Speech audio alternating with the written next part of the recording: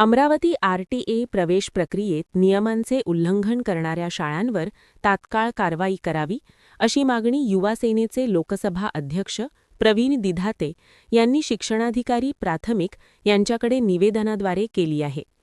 पालकांकडून मिळालेल्या तक्रारीनुसार काही शाळांकडून आरटीई अंतर्गत प्रवेश देताना नियमांचे काटेकोर पालन केले जात नसल्याचे निदर्शनास आले आहे.